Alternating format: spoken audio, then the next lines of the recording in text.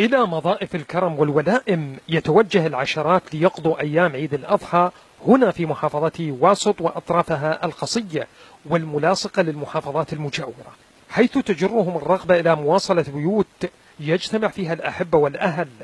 وبعد التزاور فيما بينهم يستقطبهم جميعا مضيف الشيخ العام للقبيلة. الشح المائي الذي عصف بالمنطقة انعكس على أجواء هذا العيد، ما أفقده الكثير من رونقه وبهجته بعد رحيل أغلب المزارعين باتجاه مياه الشرب. في صباح العيد إلى المضيف يتناولون القهوة والشاي وبعد طعام الغداء، واليوم الثاني تجي العشائر الأبعد. ولكن في هذا الوقت الأخير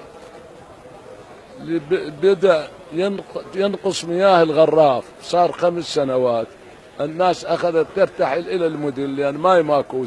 في مضيف القصب والسجاد هذا يجلس القادمون ليقضوا قسطا من وقت التسامر والارتياح. تبادل القبلات والتهاني فيما بينهم جزء مهم. تقديم الماء يسبق كل أنواع الضيافة، ثم يشتد التسامر فيما بينهم واللهفة تزداد إلى البعض، ثم يبدأ احتساء القهوة العربية والتي تقدم إلى الجميع. الصلاة أحيانا كثيرة تسبق تناول الطعام وفق أغلب تقاليد الجنوب والوسط. من مناطق قريبة وبعيدة يأتي القادمون لرؤية وجهاء القبيلة وأطرافها من جميع المناطق.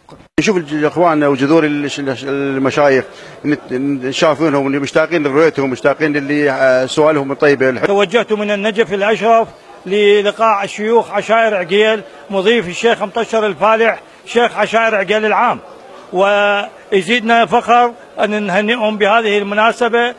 الوئام والتسامح يأخذ حصته الكاملة في أيام العيد، حيث الوجهاء والساعين إلى الخير يقومون بإصلاح ذات البين وتصفير المشاكل بين الناس، ثم جر الآخرين إلى الحب والتآخي سواء في مراكز المدن أو في أطرافها بين أبناء المنطقة الواحدة.